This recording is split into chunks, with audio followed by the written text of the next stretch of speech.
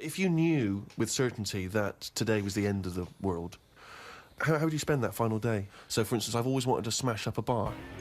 Do you know what I mean? It's strange, but I've always wanted the exhilaration of just smashing all those bottles, like you see in a film. But would you enjoy it as much knowing that you're going to die in 8 hours? I don't know, I suppose it's the sense of abandon, you know? I mean, maybe I'd murder a person.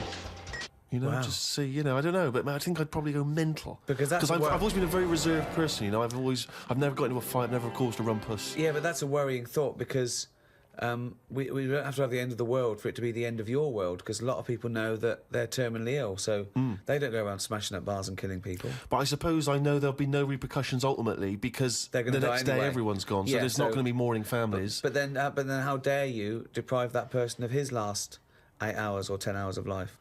I don't care because it's the last day on Earth. What would you do? I've always wanted to kick a duck up the arse.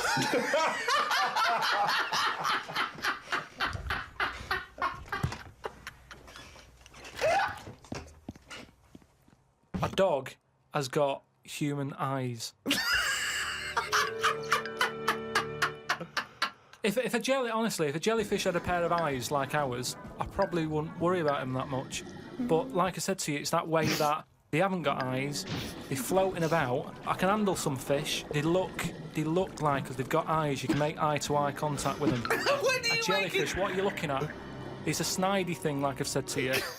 You can see a lot in eyes. Do you know what I mean? They say, don't trust him. Why? It's his eyes. Jellyfish haven't even got any, and I don't trust them.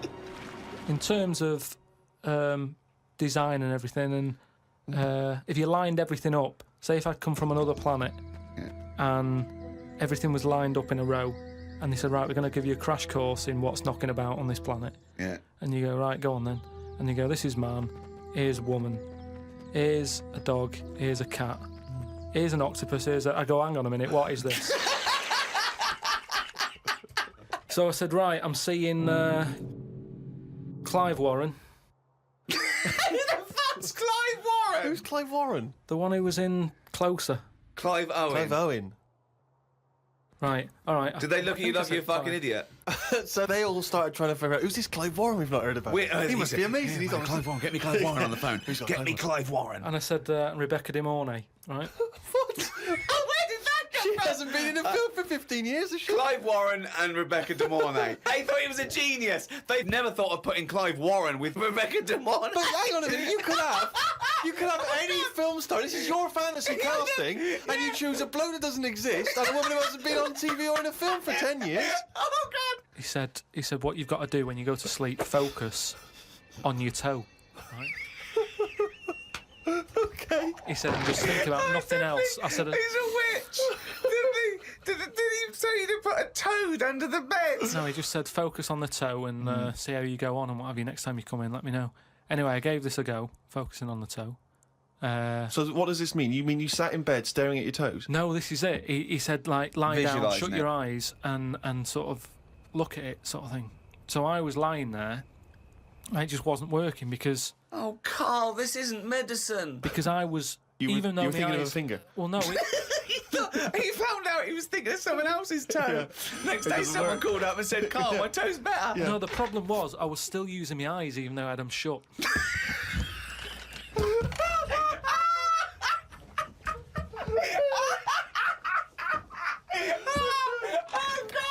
Oh, God. Just when I think he could never come up with something stupid, he pulls that one out of the bag. Right. Jake has emailed in. He says, Carl, if you could spend a day with an exact replica of you, okay, so somehow they've cloned you, Carl, and you've got him for one day, what would you do with this? What would you make him do? What conversation would you have with him? What would you do? Is there anything you could, how would you utilise him for one day? Well, they'd both say, I'm not bothered, and that'd be the end of conversation. What would do me head in is, does he think the same way, look the same way, Exactly dress the same. Yeah. How would I know which one I was? Because you'd be you. That's amazing. No, no, no. How would I know which That's one I was? incredible. No, because- that is the most stupid thing ever said by a human being. Can we get the Guinness Book of Records on this? Has anyone anywhere in the world said anything more stupid than how would I know which one was me? But think about it, this other person's going, all right, thanks for meeting up and that. And I go, hang on a minute. No, you came to me. And then Suzanne would come home and she wouldn't know the difference. And then suddenly you'd start doubting yourself. And you go, should I be leaving? Or... So how do I know if I am that real one, if he knows what I know? But you know who you are because you're experiencing But he'd it. be saying that because he'd say, yeah, it is a bit weird, isn't But it, you Owen, know that the truth, you idiot. because How you would I wouldn't- know which one I was?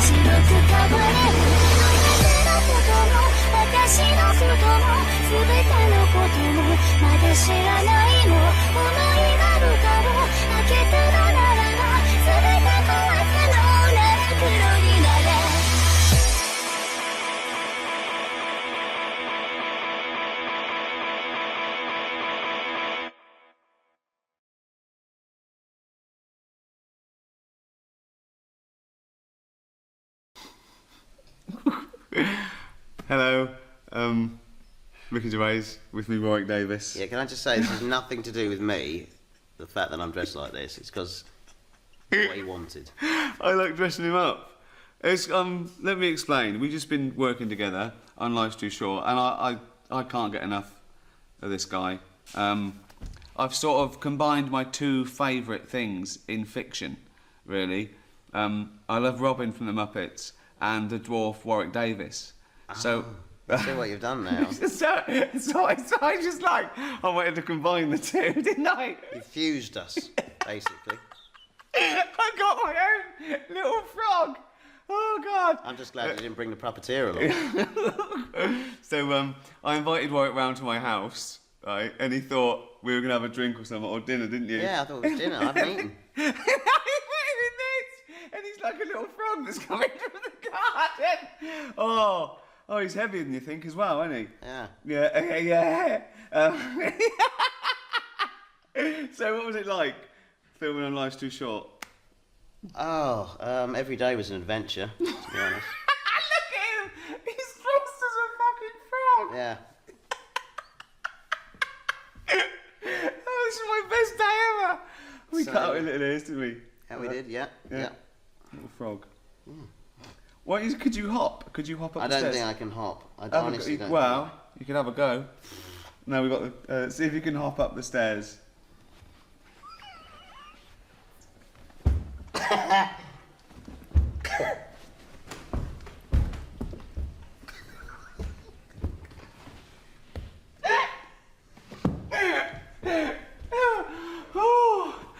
Oh, Life's Too Short, coming soon.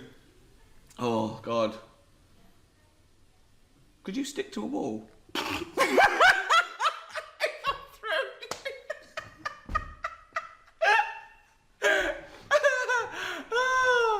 Oh, God.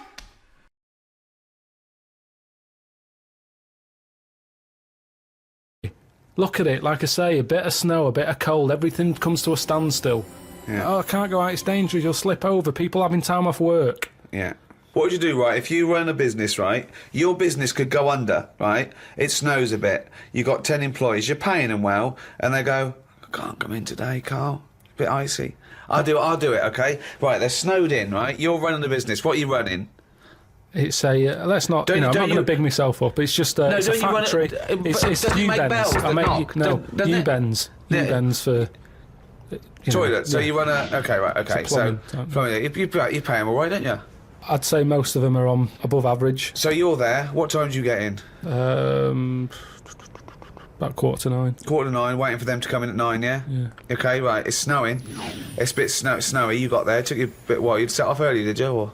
Gave myself a bit more time because I had to put the heating on the car. Okay. Ring, ring. Ring, ring. Hello, KP Plumbing. Oh, is that Miss Pilkington? Yeah, it is, yeah, who's that? Oh, it's Sheila. Listen. Sheila, shouldn't you be here by now? Yeah, no. I was going to set off. We'll set off now, stop wasting time, we've got a big order on. No, I know. We're all but on a bonus here if we get this done. I'll see you in 10 minutes, shall I? I can't make it. What? I can't make it. Why not? The car won't start and it's slippy on the drive. I just can't get out. Get the transport. I'll see you in... I'll give you 20 minutes, all right? Don't worry about it. Thanks for calling. I'll see you in a bit. I'm also scared of the ice. I'm scared of the ice. I'm not gonna come in today. It's dangerous. So what are you going to do? Well, I'm gonna wait until the ice and snow goes away, and then I'm gonna come But in. they're predicting it's going to be about 2 weeks before they Yeah, clear all this. I can't really travel in this. It's a bit dangerous. Well, I'll tell you what. You stay at home. I'll replace you. Because I need someone to come in with What, a you're big firing order. me because I can't get into work with this. Well, I got think- into work, Sheila. Yeah, I know, but I mean, you don't live with me, do you? If you did live with me, then No, but you'd it probably was see bad. how... It was bad where I was as well. Yeah, I'm here. but do you know how bad it is here? When you come round and have a look how bad it is here, no, you drive I'm my... not coming Tell you round what, here. you come round and drive my fucking car because I'm snowed in, you fucking calling me a cunt. And I'll tell you, if you fire me, I'll take you to a tribunal, you bald-headed wanker. Right, you're fired anyway for that. You're in fucking trouble then. Right then, see ya. Right, and then Right. she's done with. She's weak anyway. Ring, ring. Ring, ring. KP Plumbing. Hiya, is that, Mr. Pilkington? Yeah, it is, yeah. Hi, it's Bob here. Oh, Bob. Yeah, bit of trouble. In my area, it's absolutely snowing. It's impossible. No one's getting out. I live near Sheila. Bob, by the way. listen, Sheila's just been on. She's saying she can't get in either. She can't. I've just seen her out there trying to dig her car out, and she's hurt her back. She's really tried hard to get to work, but she can't do it because she's not very rich and her car doesn't work. She hasn't got the right tyres, and there's no public transport. They've cancelled those. Wrong snow on this country. I'm not going to make it in today, son. So I'll see you tomorrow, right, boy? Well, no, you're saying you'll see me tomorrow. Yeah. But you'll probably call up tomorrow with the same thing. Well, only if it's snowing still. Now, listen, it might not have this well, I can't run a business like this, Bob. Yeah, it's not my fault, is it really? So go round to Sheila's and like slag me off if you want. But I tell you I'm not what, slagging you're you not off, coming just- back here. Fuck off. One chance. Give them one chance. Well, you didn't even give him one chance. No, because they've done it before.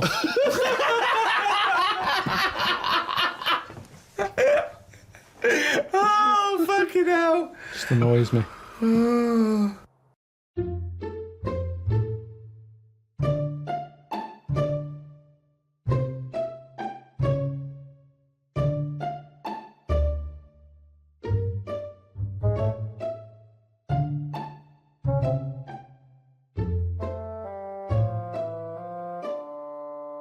So you do the big topics, you're like happiness, death, and the first one is marriage and sex and women and all of that. And you meet this guy in Nevada. His name's Vinny, and he's a pickup artist. I mean, he's not after long-term relationship. No. He's after, that every night. But for me, that seems like a nightmare for me. I've never been like that. If you hadn't met Suzanne at that moment, and you had been like this bloke and needing advice about how to meet women. I'd rather not bother. No. It's too much effort.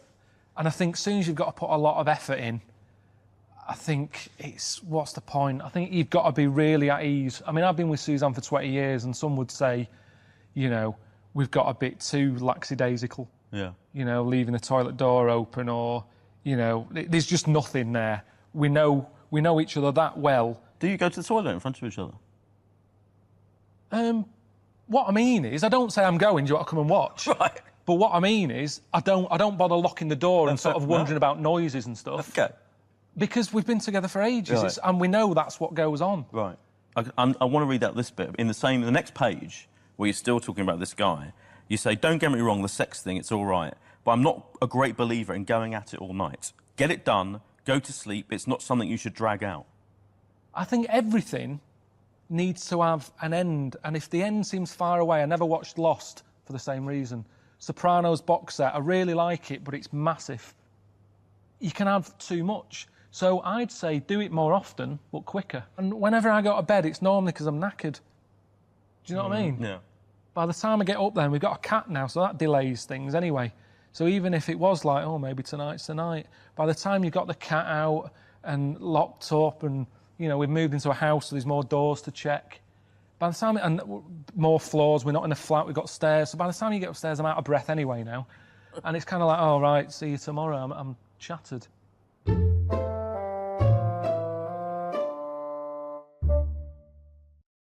Oh, chimpanzee that, Monkey News Extra. Okay. Right, another phrase. We've been talking about phrases today. Yeah, we have, Don't teach yeah. your granny when she's shaving. Yeah. Don't teach your granny to suck eggs. Yeah. Don't look a horse in the mouth. Yeah. Don't let the chimpanzee the jaw if you're tucking your cock in. Familiar with the phrase monkey business? No, never heard that one before, Carl. That's brilliant. Right, well, it came about. This has been emailed in, and I haven't really had a chance to look at it, so I'm just weighing it up now. God. Yeah. This is the biggest shambles on air, isn't it? Really? I'm ashamed of it. I mean, what was Dr. Fox? Dr. Fox must have been really polite. He must have been thinking, I don't know how to put this. He must have wanted to scream and go, you shouldn't be in the radio authority. My parents listen online, I can't look them in the eye. Right, I think I've weighed it up. Long time ago, right? Yeah. In the olden days, yeah. in Go the Amazon jungle, Yeah. right? Yeah. Little family of monkeys in there, right? Having a good life, right? Didn't have any predators in there, right? So they were loving it. Yeah. They had a load of food around them. They had loads of banana trees. Right? No, I don't think so. No, they do. Sorry, yeah. Everything's going great, so they're happy in that. They go to bed. Okay. Wake up in the morning, load of bananas gone. Ooh, hang on, interesting. Hold on, wait a minute. So Either your dad's been around, or... This isn't the great Amazon banana robbery, is it? So anyway, turns out it was another load of monkeys from another part of the island, from the rough bit. From the rough bit! I love it! They went into a middle class area. Oh, they're the ones with the earrings and the leather jackets. Oh, that is brilliant! From a rough part of the island. So the monkeys thought, well, there's no point getting into a fight with them because they're harder than we are. Yeah, Yeah. of course, and they carry chains. So I love all this conjecture! They got flip knives and tattoos. Yeah, go on. So basically, they said, let's do some business with the bananas. Let's do some business with the bananas. Shit! This is... What are you talking about? Oh, for Christ's sake! Right, calm down, we haven't got much time left. Oh, God! What do you mean they said... Forget it. No, don't forget it! Carl, do not press seriously. that!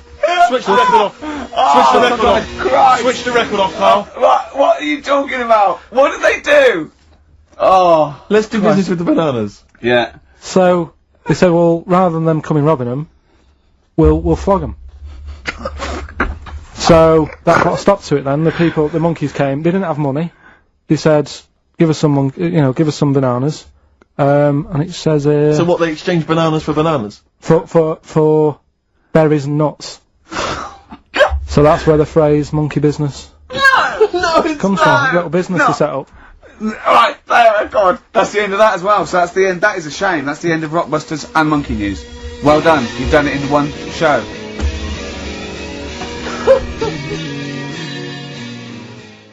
Well, one thing Karl has been doing over the past few months is writing his diary. He's kept that up. I don't know what he's had to write about. All he's been doing is looking at moths and ants and bees and going for walks. But I'm sure it's all in the diary. So, let's have a look at that. Oh, I don't believe he's only going to write it down. We went to the park and had a brew. Suzanne read the paper while I played with a ladybird. I mean, it's like a child, isn't it? It is like what a child would do. Suzanne read the paper while I played with a ladybird. His only friend is a beetle. It climbed up my arm. It struggled on me hairs. This is in detail then? Yeah. It kept stopping every now and then and was rubbing its head with its right arm. It did it about 4 times and always used its right arm. It rested for about 5 minutes, then flew off. Sunday. Had a bit of a to-do with Suzanne because she wanted a line today. I ate this. Once you're awake, you should get up. I got up and put the radio on really loud. She eventually got up. I told her insects don't have lines, so we shouldn't. Why are you obsessed I with mean, insects? you must be fucking unbearable to live with. You must be a nightmare. No, I've just started, because I've watched insects a lot, I don't want to keep going on about them because we're a bit insect heavy. But at the end of the day, if we copied insects, we wouldn't go far wrong. I don't know what you mean though. 1 minute you're saying they're great, then the next minute you'll slag them off. Yeah, I'll slag some of them off if I don't know what they're doing, but because I've studied them a bit longer, I just think they do You it haven't right. studied them though. He thinks he's like Darwin. But you just slagged them off and again, don't you think people that insects are doing stuff? They're not. It Yeah, goes there, then ants- it goes back The again. ant was messing about, but only that one. The others were carrying stuff. That's what I'm saying. These snidey ones in everything. In everything in the world, you get a hierarchy. Oh, long words! Ooh. The bookshelf was dusty, so Suzanne asked me to dust it if I get a minute. I ended up looking at every book. Just the spine. Just for a few seconds each. Yeah. Didn't open them. I looked in the dictionary to see if the word dictionary would be in the dictionary. I didn't think they would bother with it being on the front page, but it was in the book as well. It's a good point, though, isn't it? No, it's not a good point. Because you didn't tell us anything. Dictionary is in the dictionary. Well, of course it is. Well, why? If you go, how do you spell dictionary? You look at the spine and you go, oh, there it is, D-I-C-T, and all that. So what does dictionary mean? It's a book full of words, isn't it? That's what it means. All books are full of words, you idiot. How to spell them. And if you don't know No, what it's it is... not how to spell them. All right, then, well... I'll just look up something. No. It's not a book full of words to tell us what... No. It's the meaning. Give us It's the definition of definitive dictionary. meaning. It's a book full of words if you want to know what the meanings are. But if you didn't know Well, sorry, what was that sentence? Yeah, but what I'm saying is, if you didn't know that, then you wouldn't be looking in it, because you wouldn't know the book is about that. So, if you don't know the word dictionary and what it means, you wouldn't be looking at the dictionary, you'd be looking at an A to Z. Because you Why leave it out, though? Just because there's so many words in the world, I would have thought they wanted to cram as much as they can on a page, and if dictionary is already on the front... Is that why you suddenly used the word hierarchy for the first time ever? Did you find that in there? Did you see hierarchy in the dictionary? I feel I don't know where that that big was. word has pushed out about 26 other more useful ones. Yeah, well, Suzanne's been going on about me learning another language, but I sort of think your brain has only got so much room on it. And the rest of it's filled with lard. So, if I've got to learn everything I know, again, but in a different language, it's taking up space, isn't it? You don't learn everything. Oh, God. It's all What do you mean? storage, isn't it? But you don't have to learn it again. You don't have to learn the concepts again. You're merely Do you know how learning many vocabulary. moves there are in the human brain? You don't worry, you won't use them all up. I feel that he has reached his capacity, though. Yeah. Well, you need another sort of... You need an update. You need some more memory. Woke up to some interesting news. It's good when this happens because it sets me up for the day ahead. If it's miserable news, it affects my day. It said on the news that they have found 2 new flies. Fucking hell, more insects! What have you done? Is that all you've done this summer? Bong! Trouble in the Middle East. Bong! 2 new flies found. Ladybird climbs up arm. They were found in the UK and they were found close to each other. Maybe this happened because they were different than the other flies and weren't expected to hang about together, so that's why they knocked about with each other. That would happen, wouldn't it? What do you mean? There's 2 new flies. What do you mean? Does it mean there are 2 new flies that are a different species? Yeah, 2 new species, and they found them close to each other, right? Yeah, And but they didn't mean there was one of each. No. Yeah, they did. They found 2 different ones. No. No, they have. Seriously, I know that. That's right. That's a fact. So you've got, like, I don't know the names of them. They give them odd names, don't they? Well, say Yeah. call it A and fly B, right? Yeah. Fly A, I don't know. Say that's orange. This is just...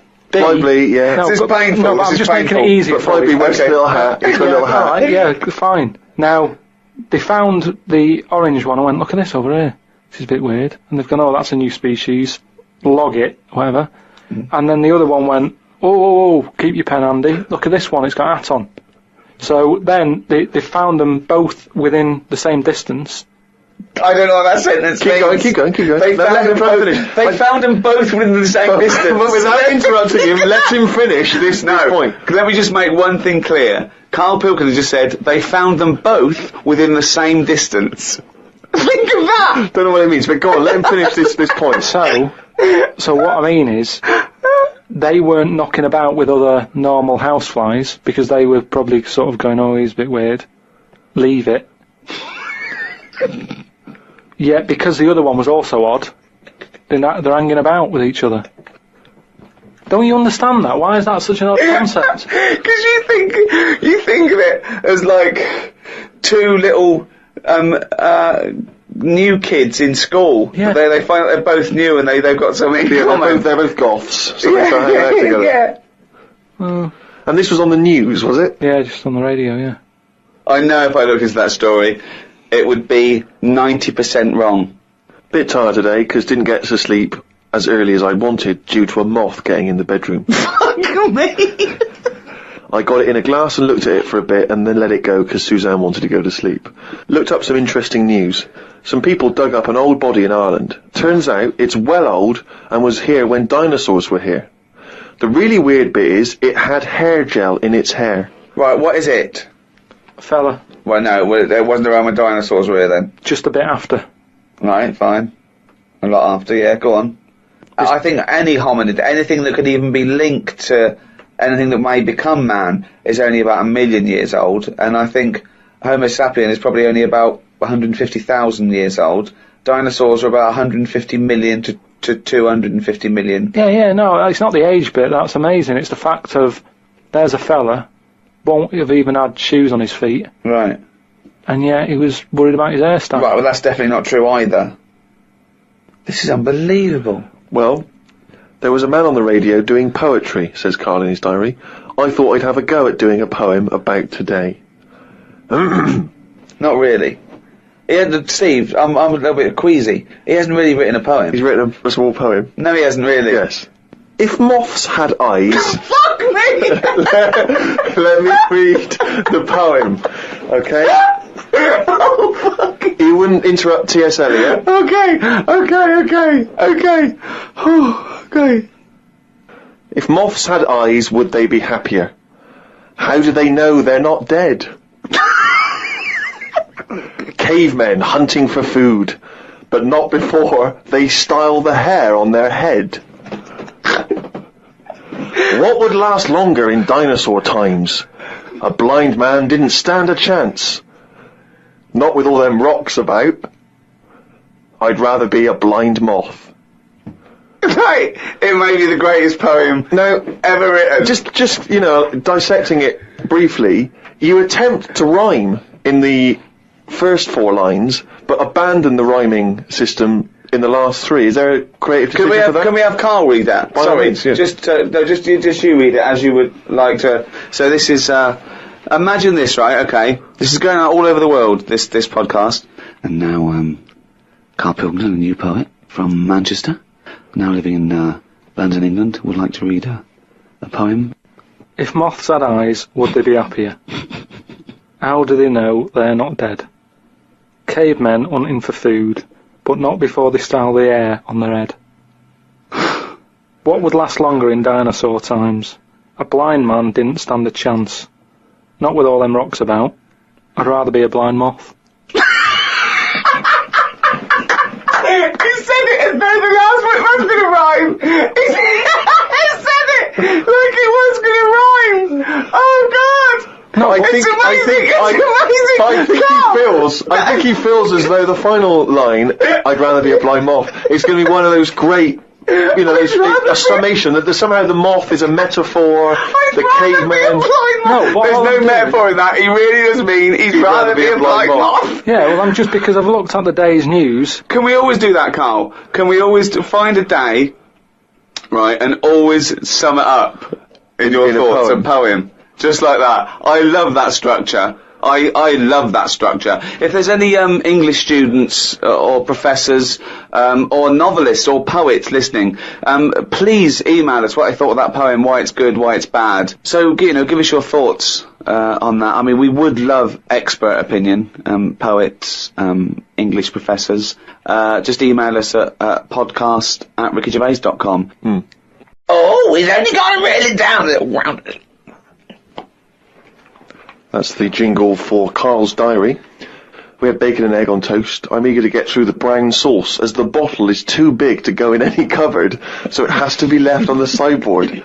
So I had about 4 dollops of the stuff. I love that because, that made it into the diary. He's concerned about the fact that brown sauce is too big, so he's rushing through it. I know, but I'm just saying the kitchen isn't that big, and it looks messy when you leave stuff out, doesn't it? And we've got this giant brown sauce bottle, and I don't want to chuck it away because that'd be a waste. So you're having brown sauce and everything, your cornflakes, in your tea. Yeah. A wasp got in the flat. Trouble's brewing. It was massive, the biggest wasp ever. Suzanne asked me to get it out, but I wanted to take a picture of it first. I was getting my phone ready when it flew at me. I reckon the sting on it could have killed a kitten.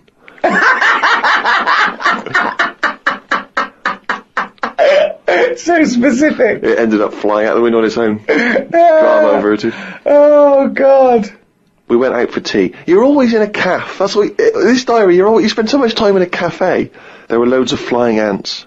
I kept kicking the table because I could feel them on my legs. I wouldn't be that jumpy normally, but I still had flashbacks of the giant wasp from the morning. Suzanne told me to stop being stupid because I was ruining her night out. A night out in a cab. Brilliant. What was it, her birthday? And flashbacks from an incident. Yeah. Like he's some sort of, war veteran. What is it? It's the wasp. It could have killed a kitten. Bought some wallpaper. We got back and got on with it. The wall that we've papered before has got a big mirror under it. We papered on top of it again. I ended up reading my phrase book while Suzanne did the rest of the tidying up. Now, what's your phrase book? This is just you trying to master English, is it? It's just a book that tells you little sayings and how they came about. An interesting phrase is potluck. It came about when all people ate is stews. They used to chuck all sorts of stuff into the stew. You stuck your spoon in, and sometimes you got something nice like beef, or you could end up with a bit of frog. It's potluck.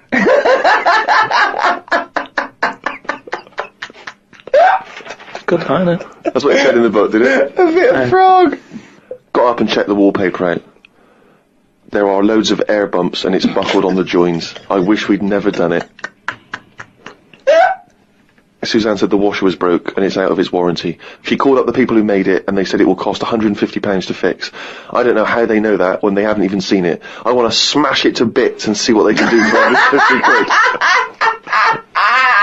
£150. So much anger. I want to smash it to bits. That'd be great, wouldn't it? 150, you sure? Come out. Yeah. And it's just like a cube that's been through one of those car crushers. 150 quid, there's 150 quid, fix it.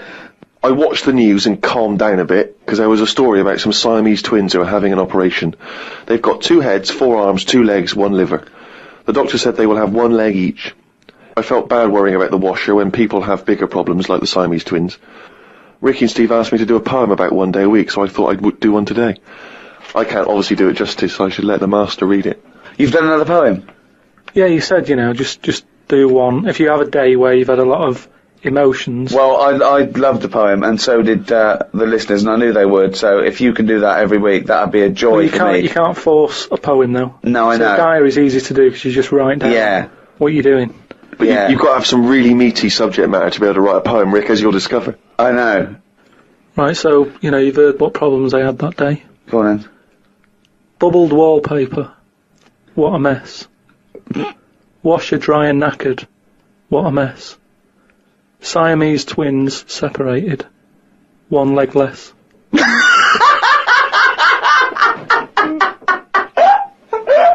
I don't know what rhyming scheme that is again. Oh, God. Oh, God. Oh.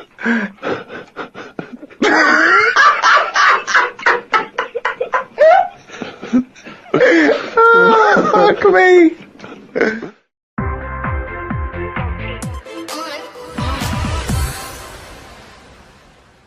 I'm about to embark on my travels with Mr. Karl Pilkington for the short way round. Warwick Davis talking about his latest project, a travel show with an idiot abroad star, Karl Pilkington. It's going to be interesting, I think would be a word to describe that. I don't know what I'm getting into yet. Well, if the rumours that have been circulating for months are to be believed, it's thought Karl's going to be on a bike with Warwick in the basket, but the actor refused to give away any more details. What he would confirm is more of Life's Too Short with Ricky Gervais. We're writing a special at the moment for, I think probably for early next year. So a Life Too Short special. I can't tell you, it's terrific though. I can't tell you, but it's really, really great. Yeah. Oh, Warwick, if you insist on being so secretive, no wonder the internet's rife with bike basket riding rumours.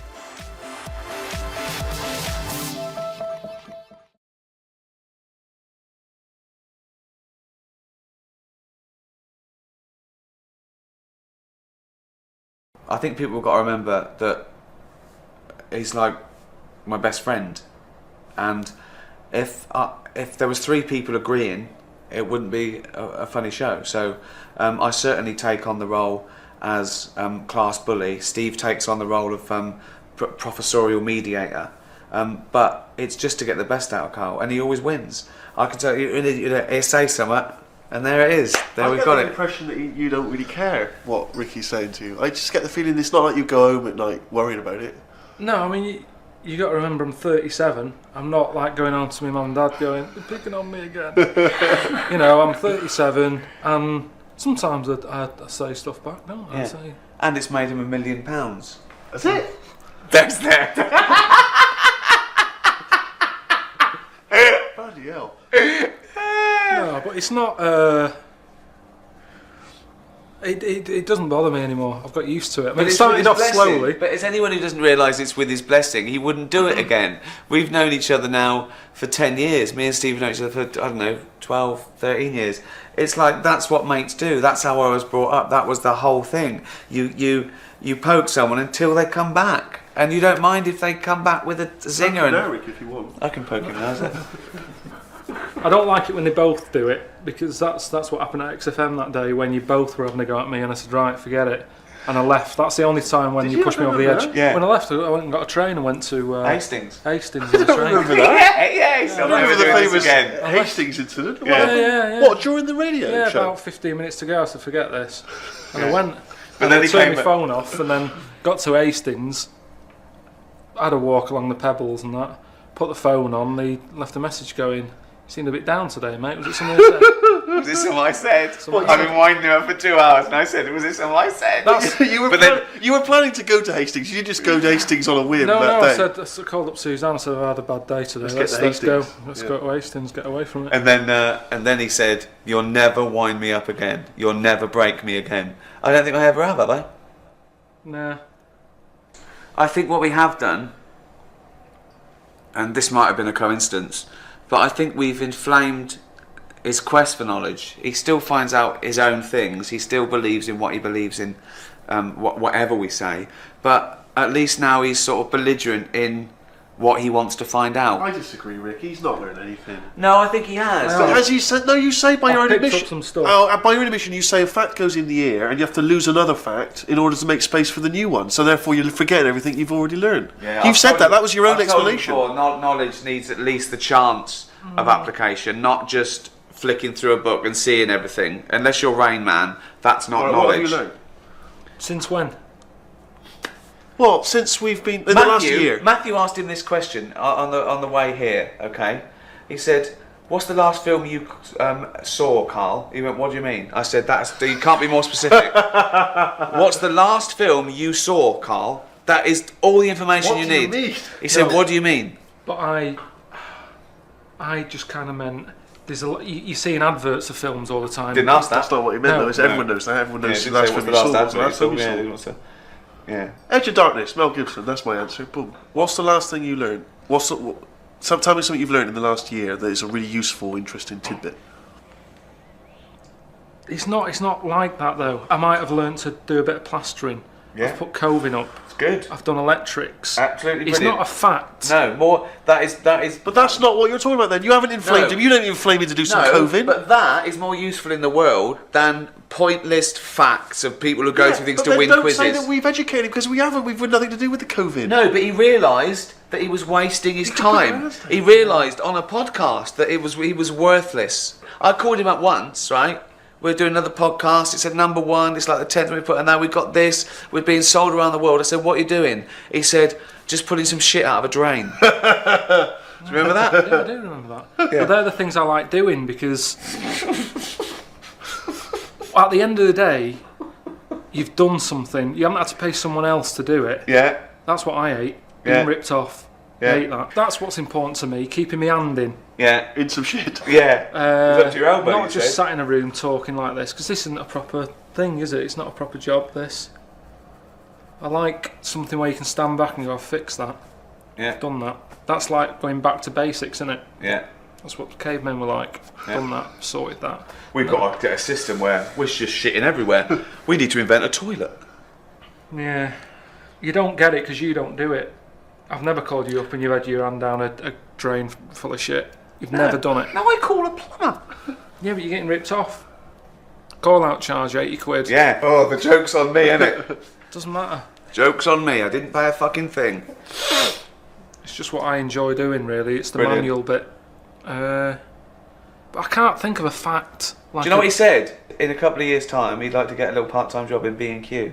Why wait a couple of years? Just get going now. It's just that I'm down there a lot. That's where I sort of like to wander. So if you're There's down always there, a new tool that I didn't know was out. Yeah, I can see myself sort of working job there when down I'm there. older. Yeah. What I mean, sort I of help age? people now. Like, if I 40? hear people, I overhear old people saying, "Oh, I'm struggling finding the coat hooks," and I go, "Aisle 4." you might as well get paid for it. Yeah. I love it. Though. Oh dear. Home base. What, home base or B&Q? Prefer home base. Do you? I can never find any staff in home base. Can't you have 2 part-time jobs? Because you could do what, half in B&Q, half in home base. Co-ops are a different place in B&Q then. Yeah. Confusing. What's your ideal job now? If someone said you can do anything you want, it's a 40-hour week, you get paid whatever you're earning now, what do you want to do? No, if I'd like to do anything, I've always said about being a surgeon or a doctor. That's not going to happen, mate. That is not going to happen. No, but you said I could be anything. No, but given your abilities. Well. Getting shouted range. Yeah. No, I know, but that's what I'm saying. I know I'm not, you know. Well, why don't you go to medical school? I think it's too late now. Well, you probably now with your profile, you could probably have a little go. You know what I mean? They let celebrities, like pilots always go, do you want to come up the cockpit? No, it will with happen. me? I think that's like the next X Factor style thing, isn't it? Yeah. That's the next thing to do.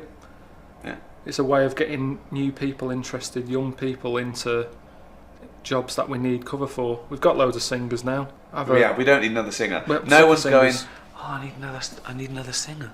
No. I'm sick of it. Everyone's singing. It's like we're living in an opera now. Everyone's singing more than they're talking. They did a survey, it was on the radio yesterday, amongst kids. 54% of them said they want to be famous when they grow up. 15% wanted to go into either doctors or nurses. 54% just wanting to be famous. Non-specific. You could be a famous doctor. I prefer to be a famous doctor than known for doing what we do. Which one? Dr. Crippen? Dr. Dre? Just a good one that everyone goes, he's good. Dr. Fox is the best. Yeah. Just a brain surgeon. Hearts. Be good, that. Be a good feeling at the end of the day. Not for their family, it wouldn't. I did like Knob News. I hated Rockbusters. It was annoying. He said every week said it was a cryptic clue. It wasn't a cryptic clue. It was might as well have said, "What am I thinking?" Because none of the clues worked. Absolutely ridiculous. Many of them racist. I don't remember much of the Knob News. A famous one was a bloke who grew a penis on his arm. Why did he do that? Because they had to give him graft it on. They couldn't do it on. They had to take his old one off, or he'd lost it, and so they grew it on his arm. He was embarrassed, dropping his pants all the time at the doctors, and they put it there, easy access, in and out quicker. What? That's not that true. That was the story, wasn't it? That's what we're fucking talking about. wasn't. What, he was having a piss from his arm? No. No, he'd lost his penis. Sorry, Rick, sorry if I didn't quite get it right. I didn't realise it was... Right. He didn't make it quite clear. Apparently he'd lost his penis, right? Right, but so they grew one on his arm? So no, they grew his back on his arm. So to keep it alive while they were sorting something out, he had a horrendous accident. Right. So they couldn't put it back there, but they needed to grow it on something, so they grafted it onto his arm to just grow it there before the operation. That makes sense, but what's he talking about? He made it up. Embarrassed? He embellished. He made it up. He was embarrassed to have it. He didn't like dropping his trousers. I think he thought it was someone else's at first. Like they were growing knobs on this bloke's arm. They go, we need to grow a knob. I know a bloke's arm. It was perfect. He's got the most fertile knob growing arm. We haven't done knob news for ages. No, I wonder why. Why did that die out? Why did that die out? There probably wasn't a lot of knob news in the world to keep it as a feature. Trevor McDonald, here's knob news. Channel 4 has very wisely got itself in bed with us with our new animated series in which Ricky, Karl and myself take on animated form, but the conversations are all real. They're all real. Real life conversations that we've had over the years. They're not manipulated, they're not redone, we don't say let's do that again, it's not scripted. It really is conversations that we've had over the last 6 or 7 years, and they've taken snippets and sort of animated it behind our back, so to speak. It already existed, and they've brought it to life. And he lends himself so well to animation because he has these ridiculous flights of fancy, and I think they've done a really good job. Thoughts, Karl? What's your hopes? Right. Yeah? I just always worry about the first few aren't as good. It's the other way round to most films, I'd say. So keep watching. If you like the first couple, keep watching because it gets better and better. But you can't remember the last time you saw a film. What do you know about films? No, but just in the way that normally you go, Rocky was good, and then it's like, oh, Rocky 6, give it up. Whereas I'd say by Series 6 of Us, right, it's the better stuff, I'd say. But I That's think, being honest. think just they don't have to keep watching for the next 19 years of their life. Let's say that actually Episode 2, Series 1 is good. Let's say that. So they watch. Yeah? I'm No, still... don't, I don't don't watch know, it yet. it's Don't watch too it yet. familiar Don't watch to me, it. maybe. What? Yeah? It may be too should familiar they to me. watch the first series at all? I'd say coming at about... All I'm saying is, watch it. If you kind of go, I'm not sure about that. Yeah. Leave it a couple of weeks. Come in. You won't have missed anything. There's no sort of ongoing... Nothing to miss? No, because it's just a chat from one time. It's not So great. it doesn't matter. It's not There's great. no sort of... It's not like I'm a not going to watch it at all. I'm not going to... So... Well, what you're doing is worse. You're saying, it's great. No, I'm watch not. it, and No, I'm people just go, asking you. "Oh." No, so don't... we don't know whether... We don't... Difference of opinion. I think it's pretty good. He doesn't.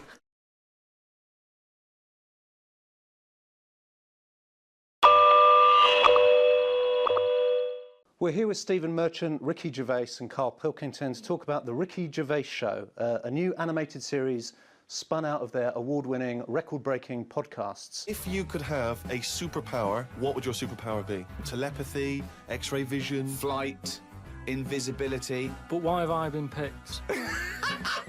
Wouldn't it be a fascinating experience to go into space? He's thinking, I'd like to meet some aliens. Well, yeah, that'd be brilliant. What would be brilliant? Seeing a little alien and that, having a chat with him, finding out what's been going on. Here it is in cartoon form. Why is that? First of all, I don't like the order that he introduced. My name first? Yeah. Well, I think it's about time my name came first. Really? Well, I never remember, when did it get decided that it was Gervais Merchant as a part? Early on, and I told you, luckily, it worked. I said, it's just alphabetical order. And you I swallowed that. Karl What was your Pilkington. second question? Second question is, Karl, look like you're enthusiastic. This is The Guardian. This is where it all started for us. We did the record podcast with The Guardian. It went on to become the biggest download. 205 million downloads so far. And now it's being made into animation with HBO, probably the greatest channel in the world, and Channel 4. Also a channel. Yeah. So, Karl, a little bit of decorum. Yeah? Excited to be here? Yeah, it's just we're doing a full day of this, and it just gets a little bit wearing. Well, hang on, but this is... Well, don't say that, because they want to No, but think it's better to tell them why. This is an exclusive. Yeah. I don't know. It's everywhere. People get sick of hearing about it. That's what happens, isn't it? I mean, you crop up everywhere every time something comes out. It's like, what's he flogging now? That's the problem. And that's People a are just friend. going, That's I know, a friend. But that's how it comes across, isn't it? It's like, here we go again, flogging something. Okay. As far as I'm concerned, our bit of work's been done here. Right. I don't know why we have to sit and explain to people. So you just like people to just buy our products, no questions asked, just buy it, give us the money. If you want, but what I'm saying is the people who have made the DVD, when do they get involved? When do they get off their arse and do something for us? Instead of us sat here having to flog it. It comes across cheap. I hate it. But they don't... But the people looking at this don't want to see the fellow who does the accounts for HBO, do they? But this is a nice symbiotic relationship with The Guardian. The Guardian said, we're... Guardian, these are nice people. Don't you want people to see this? Aren't you proud of it? It's not the best thing I've ever done. What's the best thing you've ever done? Your fucking paper round. Because that's the only two things you've done so far in life. You had a paper round, then you had this, then you met us. I just feel like... Is there a DVD of the paper round coming out soon? Yeah, I'd like to see that. He reckons that's the best job he's ever had. He said I was my own boss. No, you weren't. No, but it's the best job that I did as well. I felt confident in it. If people said, what do you do? And I do a paper round, I reckon all my customers would have been like, it's bloody good as well. Always the right paper, didn't rip it in a letterbox. Yeah. I was good at it. This shouldn't have happened. This is all an accident. You Right. said, HBO are animating it. I said, great, how much? And you go, well, don't worry about that. I still don't know to this day what I'm meant to be getting out of it. The drawing, all I heard you say to him is make his head rounder. I've had no input into it at all. It's just... What do you think of the roundness of the head? What's your opinion of Karl? Same shape as yours. Yeah, it's a perfectly admirable head. I'd be proud to have that head, and apparently I do. And have you seen the animation? Yeah. What do you think? I thought you looked a bit like Fred Flintstone. Well, yeah, a bit Fred, bit Barney, but that's what we said. We wanted it sort of Hanna-Barbera, that sort of, cuddly retro look. Because the things he says on the podcast, if you add to that a nasty, scary cartoon, it's going to be over the top. What would be a nasty, scary cartoon? Like if you were all naked or something? Oh no, just like spiky Right. and trendy, and I think it had to be nice and cuddly because he's a funny little cuddly creature, isn't he?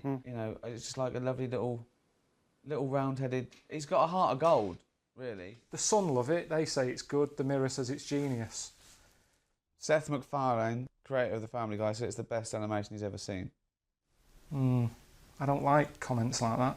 Builds it up too much. It's just, it's me saying stuff that I think I would have made more of an effort if I'd have known that it was going to end up on the telly. It's like when I was talking about stuff to these two, I'd be saying about the problems my Auntie Nora's having, stuff like that, thinking, well, she hasn't got the internet, she's never going to hear this. Then suddenly, it's on the telly, you know, and she doesn't go out much, so she watches a lot of the telly, and then she's going to be flicking about one night going, oh, that sounds like Karl, oh, wow, this is good, what's Karl saying here? Just turn it up a minute, turn it up. And I'm talking about her having a wind problem. And it's a little bit What happened with her wind problem? Well, she's still kind of got it. She's on a lot of tablets and stuff, and it's just sort of playing havoc with her, with her insides. But has Auntie Nora seen it? Have you heard back from her? No, a relation told her that she's been talked about. She doesn't know what about. So are you censoring yourself now that you're more of a media figure? For telly stuff, yeah, because it's proper, isn't it? As soon as something gets on the telly, it takes it up a level. Guardian online. Well, it's still internet. It's still... I like that. I like the way it's just people... The only people who'll be watching this are people who want to watch it. You don't get any whingers. There's no one going on there. Are you closing off the comments on these things? Because that's annoying. We'll open those up. I'd close them, because it's just people getting involved. If you don't like it, don't watch it. I don't understand that. I don't understand this whingingness. There's loads of things I don't like in life, but I don't stand around saying, don't buy them, you know. Well, you do. I'll buy the DVD for one. No, but I'm just talking about stuff that I'm not a big fan of, you know. Which is everything, really, isn't it? But, you know, you're excited by the fact someone puts it on, they watch episode 1, they're like, bam. We've got the second series, that's being made now, that's going out HBO, Channel 4. It's being sold around the rest of the world. Have you been convinced that this is a good product to buy yet or not?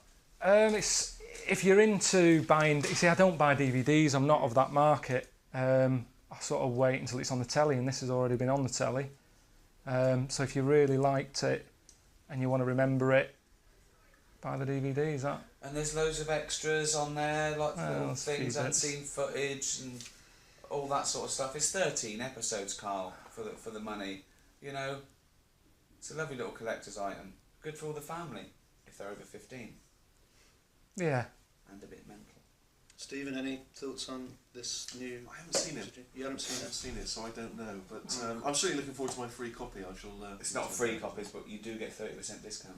Great, that's even better. So, it says it's genius, the Daily Mirror. Yeah. The Sun says it's very funny. Don't say the Sun and the Daily Mirror, the Guardian. The Guardian could have given us a quote. Well, they probably didn't like it, did they? I don't know. They're probably going, oh, we started that. Yeah, we should get a cut of that, shouldn't we? Oh, here we go, another hand. Yeah. Yeah, someone else. Jesus join Christ. the club. You've got 2 houses out the podcast, Karl. Stop fucking whinging. I mean, I'd say steal this from shops if you want. That seems a bit crazy. Well, no, we get paid. Will we? Yeah. Don't steal. Shouldn't say that, should we? Don't steal, don't do drugs, and floss. Wouldn't it have been better if we all stuck where we should be? Do you not believe in that idea of travel broadens the mind? Well, since the invention of the telly, you don't have to go that far to see You're it. absolutely right. Yeah, don't worry then. Good. All right. The camera's on you as well? Yes, it's not rolling though. No, it's not. So Okay. that's a bonus. Oh, why not? So your answer's not here? They will be featured or not? You'll be able to hear them, but not see me. Okay, all right, fine. Nobody needs to see this. Sorry, Kate, do you mind sitting over there? That's all right. No, it's all right. Thank you. Is this all right? Good. Right, yeah, we're running. I'm happy we're rolling. So, Karl, against all odds and despite a fair few of your efforts, you are now a much-loved TV presenter, hugely popular. Millions of people love you. How are you coping with the fame element? There isn't... I don't know what it is. I mean, nothing's changed here, you know, apart from car insurance going up and just being able to get a bargain in a shop. If you want to knock the price down, you can't do that once you're sort of known. People go, you made of money. I'm not. You can use this. That's the exclusives for you. I'm not made of money. Doing all right. I'm not moaning. I know people are having it tough. You are moaning. You're moaning all the time. I'm not you never moaning. stop moaning. That's what you do. You only moan. That's your job. That's why this show's so good. Well, you say you can't get a bargain. How much were those trainers? Only 45 pence. 45 pence? In Right, Africa. In Africa. That's what he gave. But look That's how what far he he had gave to to go. someone who was selling some trainers in Africa. Could have given them 50p. He was over the moon with that. Ricky and Steve, you knew him before he was famous. Has his head, while remaining obviously perfectly spherical, got any larger? No, not at all. No, he's got. I suppose he's got slightly more militant in his old age, but that's funny because now we're coming up with things so extreme, so dangerous, so ridiculous, so annoying, but he won't back down because he doesn't want to give me the satisfaction of failing. So this second series is incredible. I mean, he's doing things that I never thought he'd ever do, or we'd get him to do, but he does them, and yeah, it's quite remarkable. Like you were saying earlier, if we put some weird food down in front of you, you just eat it defiantly now because you don't want to give us. Yeah, not a problem. Nothing matters. He shows that people worry about the silliest things in the world. That's what's changed. I can eat anything. Which is weird. Yeah, I can eat anything. So if it does all go tits up and I don't do a third series and I spend all my money, I know I'll survive, because now, if I'm homeless, anything that's crawling about, I'll have it. Could you eat a knob at night now? I wish I never said that, honestly. It's the one thing I ate. What was it that David Baddiel said that time? When you were saying we were having dinner and Carl was round and David Baddiel was round and Carl was going, I've done nothing. He's just on the radio, he said nothing. And David Baddiel went, no, you did that song, Knob at Night. Yeah, that's how I still feel. I don't feel like I've achieved anything that I'm really, really proud of. I would have done with this if it wasn't called Idiot Abroad, I think. But that's just a little bit of... You've tainted it a little bit.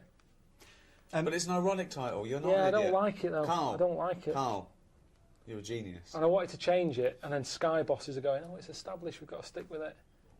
Why? Ricky says you're a genius, but you and you're obviously great mates, but you guys do give him a lot of stick about his physical appearance as well. Just from that particular screening, little bald Wookie, obviously head like a fucking orange. That's well known.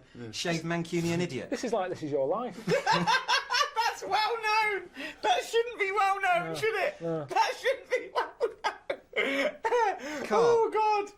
Carl, this is your chance to get back, if you like. What phrases would you use to describe their physical appearance?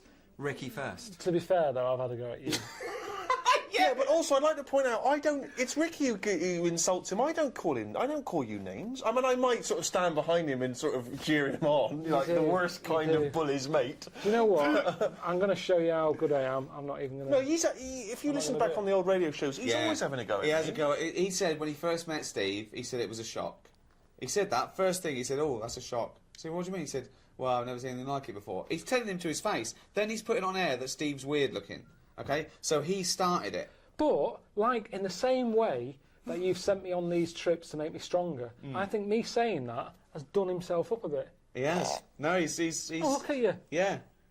So, in a way, you've made me a better person. He went from a weird little goggle-eyed freak to sort of Clint Eastwood. Yeah. God, I suppose I have in a way. Thanks, mate. Hang on, what was that picture from that used to be on the notice board in the kitchen at XFM? It was your favourite, wasn't it? It's the weirdest picture of you. It was from The Guardian, and you know when they use the wide-angle lens to get everything in, you were on the edge of it, so your head was really distorted. It looked like someone had picked up Stephen Hawking by the legs and whacked him against a wall. It was really weird. Yeah.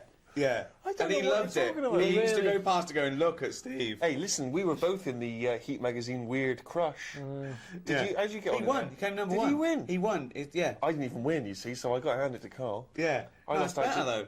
Who did I lose out to? No, him. So he's no, weird. It wasn't the same. No, it was different years. Oh, was it? Wow. Yeah. Ricky, you're getting away with murder here, though. A goggle-eyed freak, their head like a fucking orange. What, Carl? Give him both barrels. What phrase could you use to have a go at Ricky? Have I ever lost it with you? Pretty perfect, isn't I? I'm pretty perfect. No, I don't think I'm I sort of go with good-looking, nice. With names. I'll sort of go, you fucking knob. I don't think you can use that on ITN, but it's more that for me. I don't pick Well, they can. animals. They make a special exception for me. They allow someone to call me a fucking knob. It's the only thing they said. It's actually handed down on parchment. Thou shalt not say fucking knob. Not censor. unless it's against Ricky Gervais, the fucking knob. When have I lost it with you and sort of got annoyed and You told you haven't. something? You haven't. You wanted me to call off the poster campaign. When I made that poster campaign, I said around the world, and there was everyone putting up posters of Karl Pilkington, world's roundest head. Yeah. And you asked me to stop it. Yeah. That's it. Yeah. You thought it was demeaning. Couple of quick ones. If you guys had cast Karl as a character in The Office back in the day, who or what would he have been? Sorry, I hope you don't mind me talking about you like that. Who or what would he have been? Wow. What? What would he have been? What would he have been? I mean, what am I meant to say? A bowling ball? What? Well, funnily enough, is what a kid's bollocks.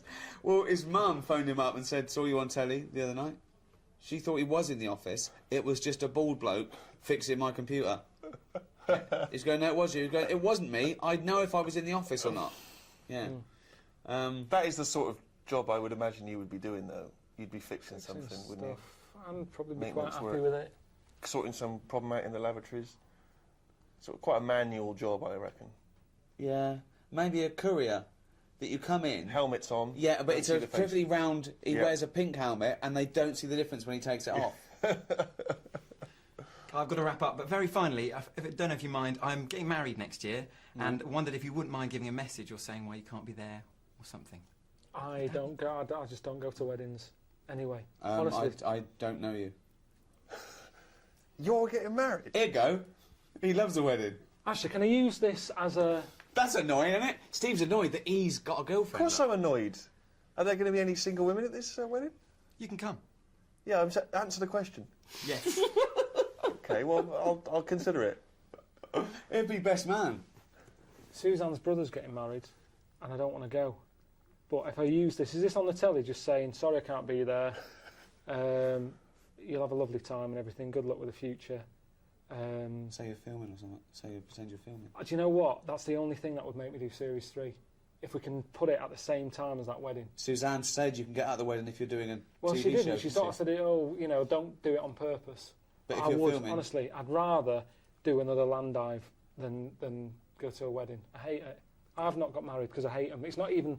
I wouldn't go to your wedding. What's your fiance's name? Julia. Julia. Just say congratulations, Julia. All right, Julia, have a good day. But you hate weddings. I can't stand them. It's so forced fun. It's shit. Well, I can't show this now, can I? But I don't know why. How old are you? 29. And what, was it your idea or was it Julia's my idea? idea, yeah. Was it? She's lovely, yeah. I don't know why people rush into it. Honestly, I don't get it. 100 years ago, he'd be dead at 29. He'd have But 9 not kids. now. And He's look at not you, you've got rushing a into good it. job. You're working for ITN. You can afford toasters and kettles, and there's no reason to get married anymore, unless you can have a kid without being married and that. You don't. Yeah. There's no reason. I mean, that's not his request. Are you paying for it, or have you got your mum and dad? A bit of both. Well, no, probably her parents are paying for it. They're giving a bit, yeah. Yeah? That's Well, how a it bit. works, No, isn't they're it? meant to... Julia's dad's meant to stump Yeah, up. he's supposed to stump up. If he's watching this and he hasn't paid a penny towards it, what Yeah. a stingy bastard. Yeah. Yeah. No. And given that I'm there, I mean, I'll eat his lamb, but I'm not enjoying it. No, What's the menu going to be? Well, if he got any sense, he'd start with some kind of mozzarella salad.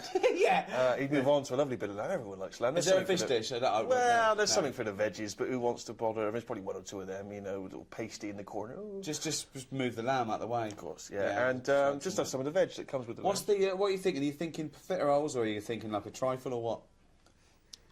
Thanks for asking, mate. It's more of a sort of, it's more of an eating mess they've gone for. Really? Yeah. And is it sit down or sort of help yourself? What's the down. vibe? Oh, sit down. This dude's not pissing about. This No. guy's not going with any buffet. So hold on, crap. they get He's up. got a band as well. If he's got only a DJ, Hold on. then he is not the man I thought he It's was. stag do. Where are you taking him? What are you doing? What have you organised? We've gone to Prague.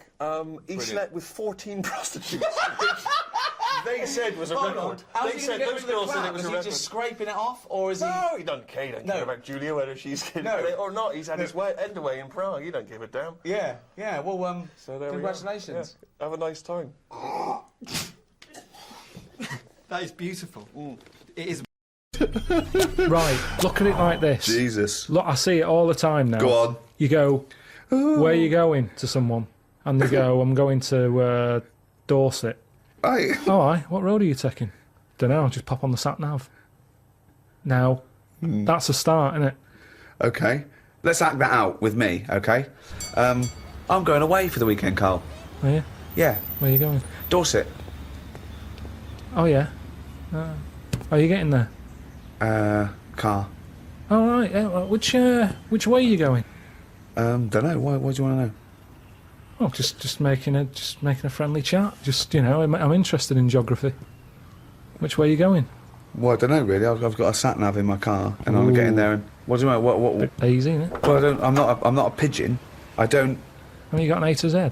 Well, yeah, but it's on a computer the A to Z. What's the difference between looking at an A to Z and? It's a bit lazy, though. Not really. No. Why? Why is it any different that I've got it computer eyes so I can go along? A to Z's a bit dangerous, isn't it? It's a bit. Don't go to A to Z when you're driving along. Clive, who are you talking to? Because we need to hit the road. We need to get going. What is this? This fucking idiot who wants to know what road I'm taking, which is a fucking boring thing to ask. Anyway. Sorry, who is this twat? Because we really got to get going. He's a fucking dickhead. I think he's an A to Z salesman by the door. I mean, just tell him we're using the sat nav because it's the quickest, most efficient way to do it. It's the quickest, most efficient way of doing it. No, but look what's happened. Who the fuck are you? Would Columbus found America if he had a sat nav? Yes. No, he wouldn't. He'd have put in America and he would have taken it to He wouldn't. America. He only found it because he got lost. Now, if everybody just goes... Hold on. How would an undiscovered country be on a sat-nav? No. Go on. But I just What's mean... the difference between the sat-nav and the map in that regard? Because I've found some lovely little cafes on roads I've never been on. And I've instantly gone from finding a continent to a little cafe. I love that. Little greasy spoon. I am off to discover the unknown world. Where are you going? Well, I don't know yet. It's the unknown world. What are you taking? Just a boat like all lazy swim, you cunt. I love the fact that he's so Luddite now, he's annoyed at the sat-nav. I mean, you'd have probably given Columbus a hard time. Oh, got a compass. Don't you know where north is, you twat? I just think there's something in being lost. I never feel lost. I just think, oh, I've had a diversion. Because you find new things. I'm forever going down... Suzanne's asking the French peasant where the... Just think, you know, Columbus... All right, what's the most interesting thing you found when lost? Like I say, I found a shop that was like a fancy dress shop. Amazing. Do you need fancy dress stuff? Dressed up as Columbus, went and bought a sat-nav, went to Dorset for the weekend. You never go out. Why do you need a fancy dress shop? That sounds like the one thing you would hate is fancy dress. Yeah, but I like looking at they have like a space helmet in there. Right, so you found a fancy dress shop. Where were you supposed to be going that you had time to get sidetracked and go in a... I think I was going to a meeting. Amazing, that's the last time! So you want to get lost? Yeah, you don't want to get lost, No, because I always give myself loads of time because I get lost a lot. I always give myself... Get a sat-nav! No, I'm just saying, that's how you find little treats along the way, and next time you pass it, or next time someone says, do you know where the fancy dress shop is? You go, yeah, I do. You go, I have no idea because I was lost. I didn't know where it was. No, normally I learn. I'm not going to tell you, lazy cunt. Have you got an A to Z? Oh, that's harsh. Yeah, find it yourself, you lazy twat. Remember we were talking a while back about the questionnaire that is often featured at the end of the TV programme Inside the Actors Studio. Oh, yeah. Where the host, James Lipton, always asks the same questions to every guest. And it's just supposed to sort of, get their creative, juices flowing, their mind working. We did ask Carl some of them. We never completed the questionnaire. Oh, let's I'd fire a few more at him. And that'll also introduce people to the way his mind works a little bit. Okay. What sound or noise do you love, Carl? There isn't really one that I love. Nice noises, like the ones you get, like I like going in the park, right? And you go, oh, that's nice, isn't it? And you get like bird noises and stuff. But with those bird noises comes a bit of stress, right? Because I was in there the other day, and like I say, little bird noises and that, and a little robin was there, and I thought, that's odd, that's out early, right? Because it's like sort of summertime and that. Sure. And then I thought, oh, that's nice, and I was watching it, and then it got like a little worm, right? And I was like, hey, put it down, right? Sorry, whoa! What do you mean?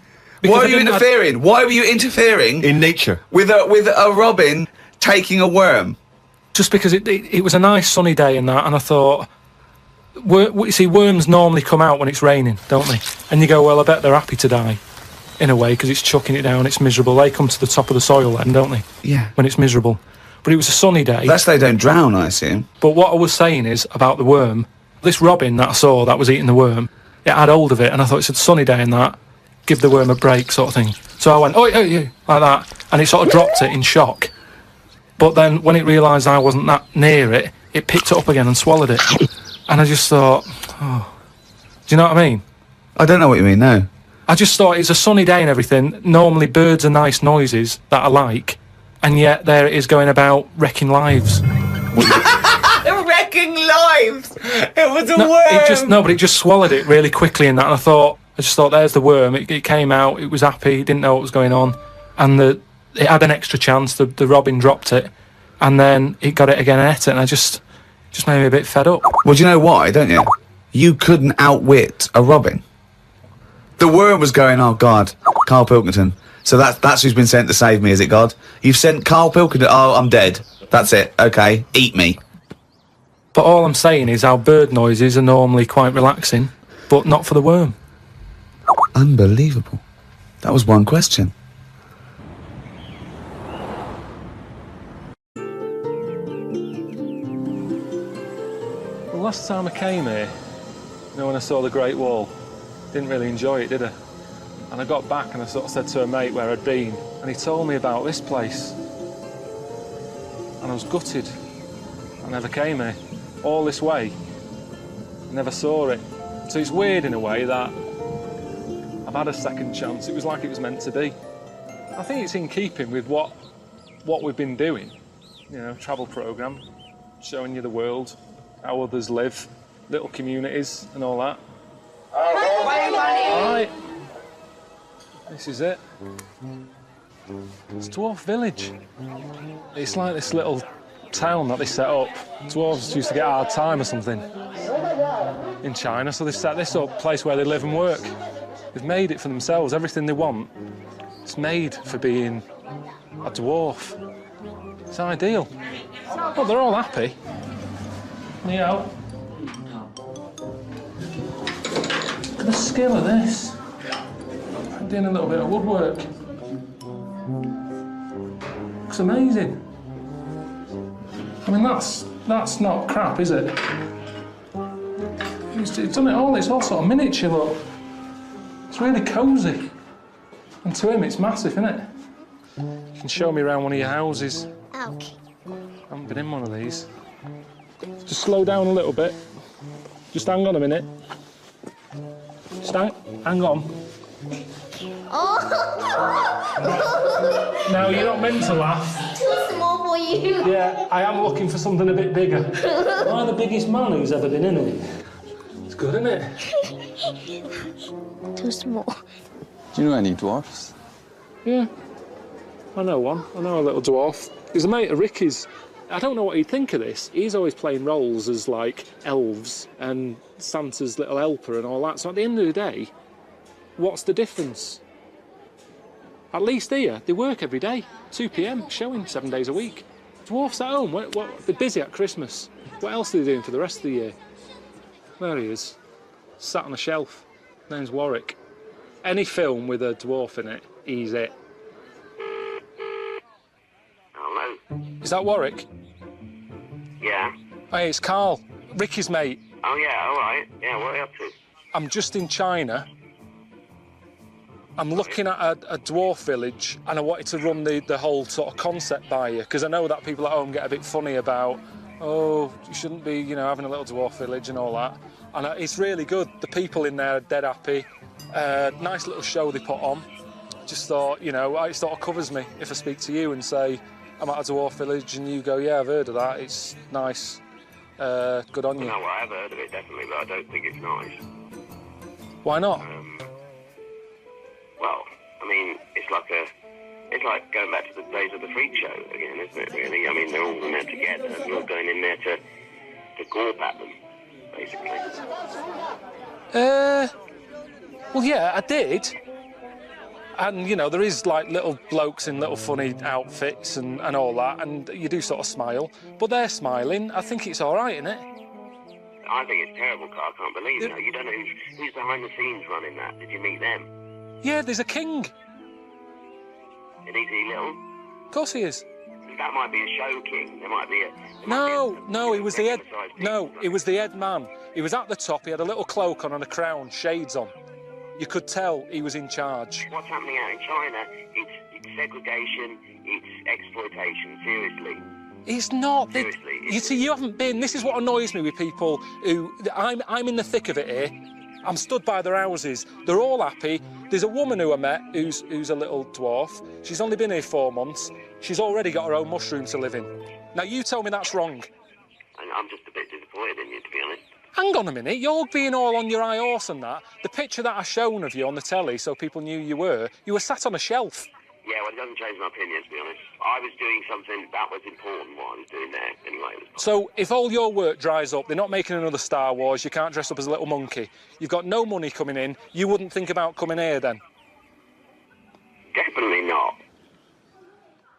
Next time... Right, come on now. Oh, chimpanzee that! Monkey news, earlier than usual. I'll have to save this link now, monkey news.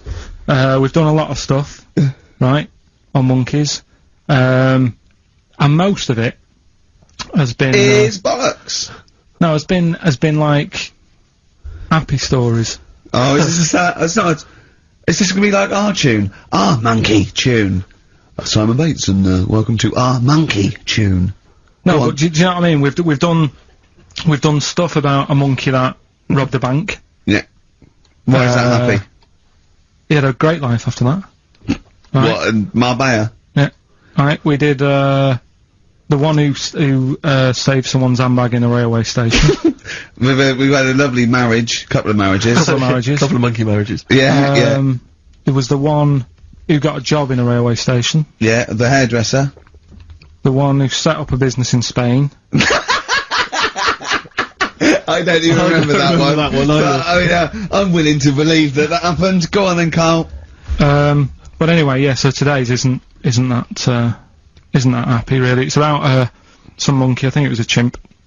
Who's an ape? Go on. It tried to... I mean, the story sets off at a sort of a weird thing. Yeah. It's something about he went to Russia to do some business. What are you talking about, Carl? It jumped past that bit, though. It didn't start there. What? Do you know what I mean? It didn't tell you what he was doing. It just said, there's this monkey, went to Russia. To do some business. Do some stuff. I don't know. Bit of monkey business. And, anyway, didn't work out. So, they were furious. We wanted a surgeon, you send us a monkey. Anyway, ended up being homeless. Oh. No, So it was taking a turn for the worst. What, couldn't even get into like a tree hostel or anything like that? That's the problem. And, God.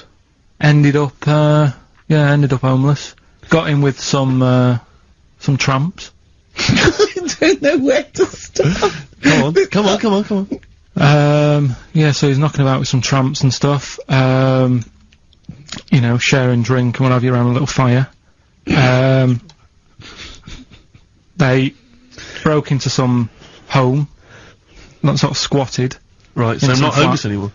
Problem was, yeah, he had a roof over his little area. Yeah. And he goes, oh, this is good. This is, we're having a good time. This is sorting me out. Yeah. He had his He mate. said that in Russian, though. What was he eating? I don't know. Don't know. It didn't say. But they're in this house. Well, he could only be eating sort of like fruit, nuts, vegetables. I mean, they classically sort of don't eat pork pies and. But they've got drink McDonald's coffee. in Moscow now, so sure. You probably turned down on that. Yeah. Anyway, there was a bust. What? There was a bust in the flat that they were squatting in. All the other tramps sort of knew what was going on, legged it, left little chimps out there, got arrested. And they thought it was a real fella at first. They were like, get him, he's obviously just a scruffy bloke who hasn't had a shave and stuff. Yeah. Hasn't shaved his back for a while. Or his face. Yeah. His head. Got him down the station. And the boss was like, what's going on here? We've got a monkey here. He was like, what? Said you arrested a monkey. Well, so the arresting officers hadn't noticed all the way to the station that he kept slipping out of the handcuffs and was going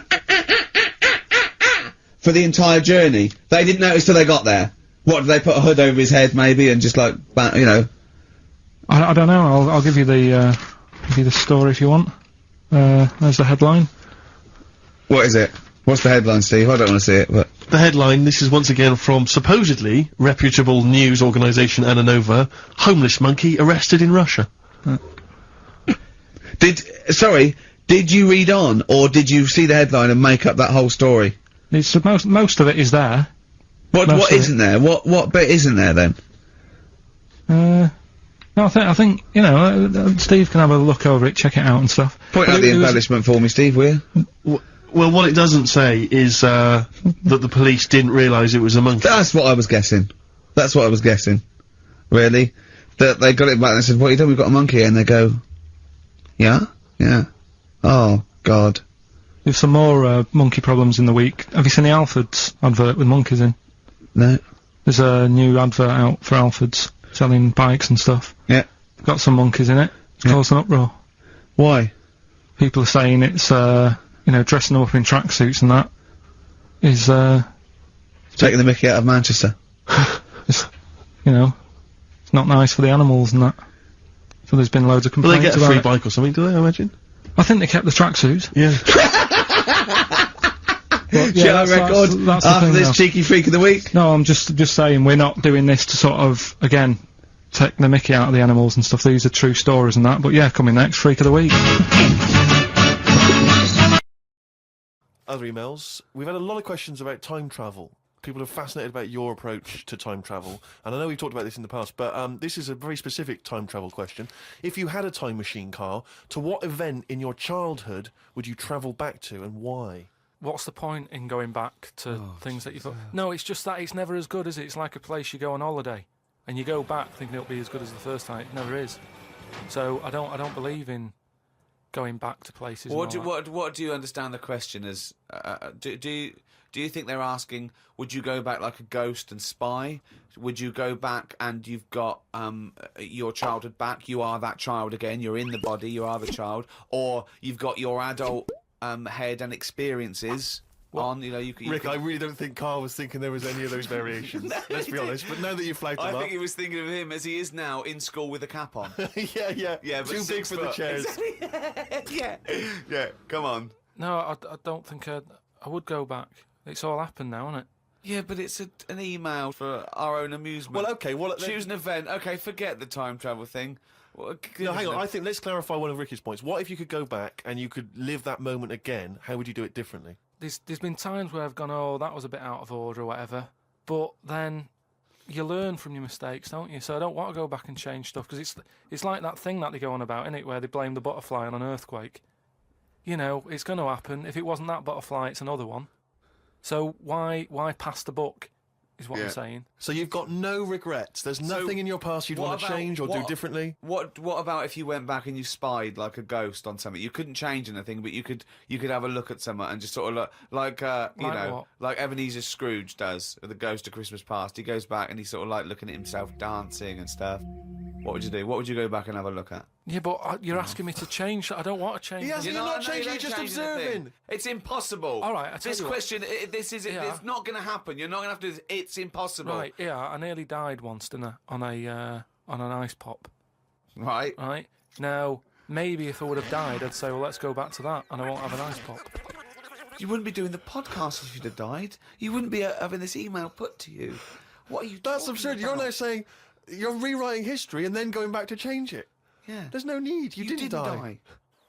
And we've changed it. You can't change anything. You're just going to go back and watch them. Would you like to go back and watch yourself choking on a Mr. Freeze? No, that's what I'm saying. That's why I wouldn't go back now, because I'm all right.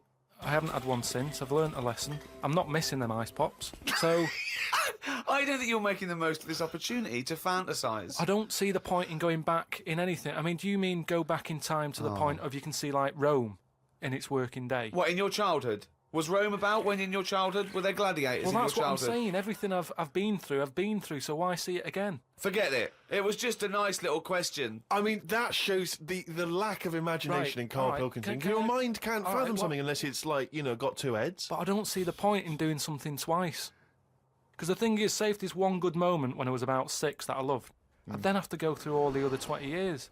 Again. Well, why? Why have you imposed that? It's a fantasy. Make it up. You could go back and come back again. Yeah, whiz back and fast forward 35 years. Nah.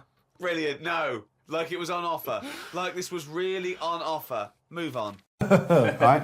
And Steve, who probably wasn't as cool as he is now, you're a bit of a freak. In those days. Yeah. Imagine. And it just covered him, and he just went like this. He went, well, now you've got to clear that up. Which I found even funnier. Yeah, but you did have to clear it up. I did. But I was crying with laughter as I was clearing it up and taking it out of your keyboard. Yeah, but I think I don't think I gave you enough of a reaction. No. Because you didn't really do stuff like that afterwards. No. I think you were looking for real annoyance. And Yeah. This Yeah. is the weird thing about this relationship, is that despite the fact he's, 10 years older than me, I was often for a long time the adult. I say it for a long time. I think am so. often the adult. I think in the it's what. relationship. Yeah, I think that's what drove the dynamic. And also, I was the laziest person in the world. I remember once when we were working, we were writing, and Steve said, "Look, we've got a lot of work to do."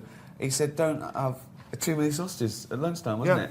And I actually fell asleep that day. Yeah, because there was jumbo sausages in the BBC canteen. You meant to have one. I said, "I can handle two," and I had two. He said, "Don't eat two, Rick." And I did fall asleep, didn't I, when we were writing? Yeah, he fell asleep under the table. I didn't realise he was asleep, and we were writing away, and part of the script, and I was reading out this bit that we'd written, and part of it involved someone knocking on the door. So I knocked on the table as I was reading it out, and he woke up thinking someone was coming in the office, banged his head on the side of the table. Oh dear, just like Lennon and McCartney. Yeah. Someone actually asked earlier on the live chat, are you concerned that Karl Pilkington is going to become a bigger star stateside than you guys? I want him to. I want him to be the biggest star in the world. I want him to be not just a star, but like an idol that people worship. Just little round things that is like like they put on their dashboard. Exactly, like Christianity uses a cross. It's just a little round orange sort of circle. Because I know he'll hate it. I just know he'll hate it. Apart from Leonardo DiCaprio, was there anyone you wanted for extras that you didn't get? Anyone that you approached, told you to bugger off and shove it up your arse, says Jack Lovejoy. There was only one person who said no, and that was Keith Harrison Orville. Yes. Yes. How And is- I think Sid Little, didn't he say no as well? Oh yes, he did. Yeah, I think it was a bit too much for him. He thought. Yeah. Was yeah. it after seeing a bit of the script that they were in? Yeah. Well, I usually pitched it to him over the phone before we wrote it, and but no, he wasn't. He wasn't into it. Orville was up for it.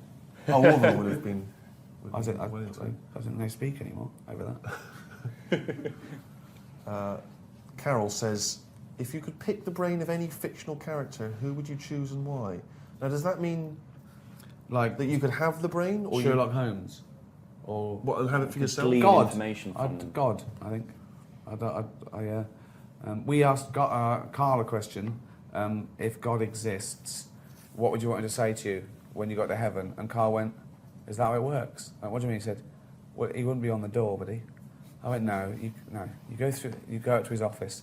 And Karl said that he'd say to God, "Well done with the world and that, but I think you've put in too much water." Hey, wow, this is a big question. What are the best things in life? What are the best things in life? First thing I thought of there, sausages. But I'm off I them thought now. that might be the answer. I don't know. A mother's tears, maybe a baby's laugh. Although Karl said that was the most frightening thing. When we asked him again, a question. We were doing the questions from inside the Actor studio. We said, "What sound do you hate?" And he went, "A baby laughing would do me head in." I went, "Why?" He said, "If I had a kid and Suzanne was out, and I'd put it to bed, and then I woke up at 2 a.m. to the sound of a baby laughing," he said it would freak me out. I think he's thinking of like Chucky, just sitting up going, unbelievable. The best things in life. Well, they're free. The Freedom. best things in Well, life no, are freedom is surely. That's important. Surely. In every aspect. Freedom of speech, freedom to live a good life the way you like it, as long as you don't hurt anyone, kids, and floss. We've got time for just a few more questions, so do keep your questions coming in thick and fast. A few people asked earlier, I don't know if there's any truth in this, Stephen, in a recent interview that you hinted at a secret crush for Nadine from Girls Aloud. Any truth in that? I was being flippant. I'm a fan of all Girls Aloud. Who is it? Even the ginger one. Yeah. No, she's, Well, don't say even. There's probably ginger. No, I didn't mean that. I mean, I'm including the ginger one.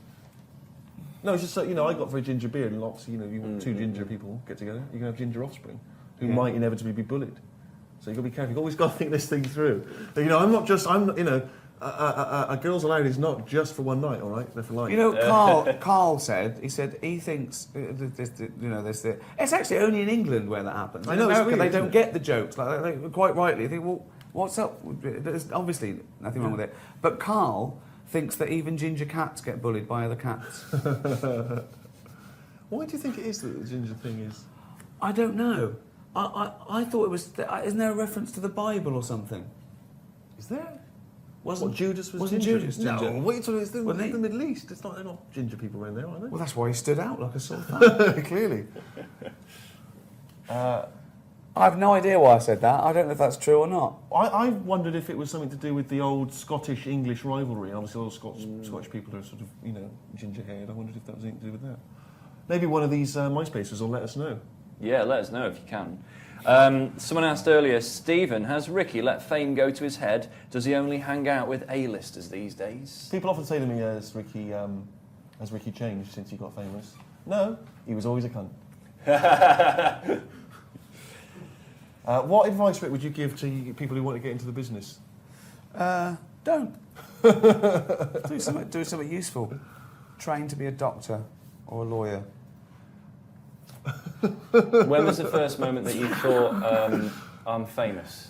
Because you were on the 11 o'clock show. That was the first time I saw you. I was always worried about that. I was always worried about the word that I didn't want to be lumped in with those people who do anything to be famous, just live their life like an open wound. Fame per se is nothing and largely pointless, and it usually only has detrimental effects, to be honest, But I suppose I knew I was a face. I mean, the first time someone asks you your autograph, you think, oh, but that, I think everyone's famous to that degree these days.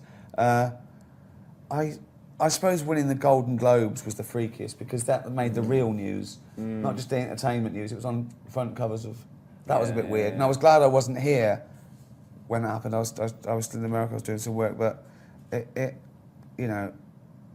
think the important thing is know what you're doing it for. If you're doing it to chase fame, well, then you can do anything, really. You can do horrendous things to be famous. There's no difference between fame and infamy if that's all you want. But I think you've got to love what you're doing. You've got to know why you're doing it. And we do it for the work and the creative process. And fame is an upshot of what we do. If you're an actor and you're a successful actor, then you're probably famous. But that shouldn't be the driving force. And I'm probably much prouder of being a writer and a director than I am an actor in many ways. But it all comes as a package, really. And joking aside, the advice would be, try and control your own destiny. Own your own labour. Be in charge. Walk away if it's not right. Don't compromise. Don't think, if I compromise 1,000 times, then I'll get something I'm good at. Because those things stay with you and they stay around, they hang around. There's no rush either. Don't think you have to be famous by 23 or it's all over. Unless you're in a boy band, that's just simply not true. And find your own voice and do something you're passionate about. Don't do anything for the sake of it. Do something that you want to get off your chest. That's what I'd say. Steve, anything to add to that? Well, I just want to ask you a question from Jensen's Beard. Have you ever thought about having a facelift? No. I don't even like going to the doctors when I'm seriously ill. So the point of voluntarily going under the knife where you might die because your face is saggy, well, that's age, that's gravity. I mean, it's crazy. These people that have these things that have ribs out and, just unbelievable. Who cares? Do you remember that story, which is obviously a myth, about Prince having ribs removed so he could suck his own? Yeah. Why are you looking sheepish? It's not something you're considering? No, I'm just worried about, you've just said... Well, it's obviously nonsense. Well, that's good. It's patently nonsense, isn't it? Can he not suck his own? Sure. No, probably not. Ribs are in the way. You know what? Hobbob is on the Bobbler. Oh, again? He's on the chat. And Bobmeister! He's clarifying the ginger issue. He's saying red hair was thought to be a mark of beastly sexual desire and moral degeneration. From when, though? I don't know. He doesn't really... The 1980s? Yeah! Since Mick Hucknall. When, though? That's what we're... Yeah, I have absolutely no idea. He doesn't really go any further than that. If you've got any more info for us, mate, do clarify it in the few minutes Bob we've got Meister, left. sloppy. Well, I'm starting my trip on Mount Death tomorrow morning, or whatever it is. Wasn't really worrying about it that much, and then it's just suddenly hit me. It's big. It's a big hill. I mean, it even looks high up on that, look. There's clouds by the side of it. And now you're giving me all this clobber. Hook shot. In case I need that, because it's high up. Bombshy. Never heard of that. Don't know what that does. Some sort of foodage. When I left home, that's what I brought, a bit of walnut. I thought a nice stroll, some chocolate, enjoy the view.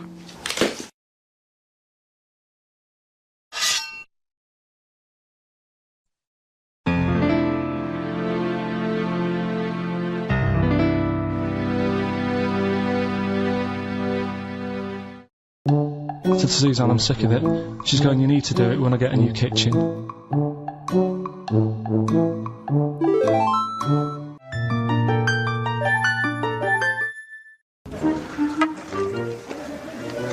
We're at the beginning now. Track's not that bad, is it? Pretty flat. A bit harder now, isn't it? Shit, it's not a hill, is it? It is a proper mountain. It's best not looking up. It's always best not knowing how far you've got to go or anything, really. All right, boy. Thought I'd arrange a little break from the road. I know you're into your body popping and, you know, singing and little donkey and that when you were younger. So I thought you'd fit right in. All right, boys. See you later. I'm shattered, do you know what I mean? And now I've got to turn into Lionel Blair. Just like that. Right, get a load with this.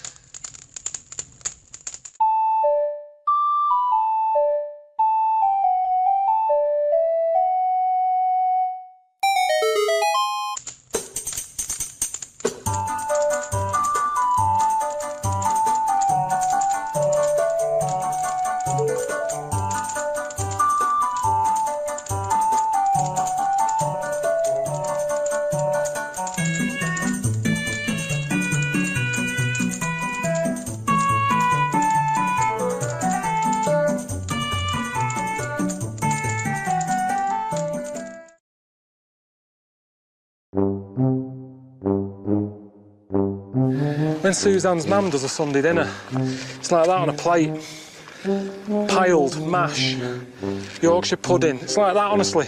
We don't talk for the first half an hour because we can't see each other. Just sat behind mounds of food. And even though I'm hungry, I go, I can't eat all that. But that's that for me. I've been overfaced. Well, I'm prepared to give it a go. Jesus. I mean, I know I look a knob. I always do in a helmet.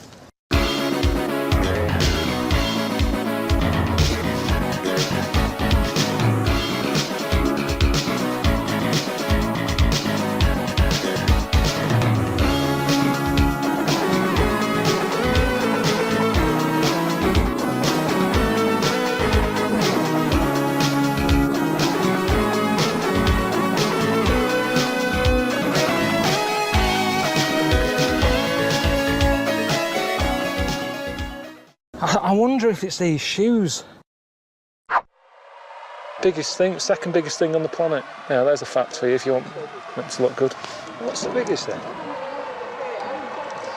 Elephant, isn't it? Second, that's it is. Why do you question everything? I know some facts. Haven't you been whale watching on this series?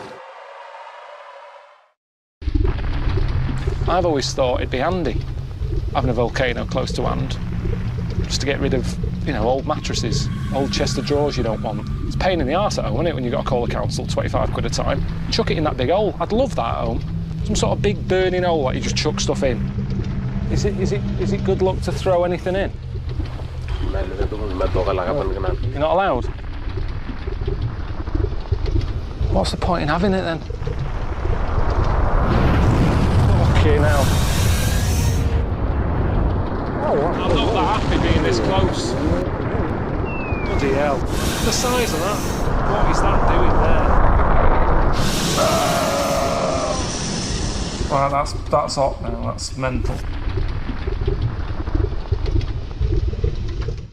Wars in Iraq, But I don't terrorism, need it doesn't to mention now. anything. But that's all being wrote about anyway. If you're saying there's a museum that's keeping everything, there's loads of other books for that. Who's looking at the fella whose skulls fell off?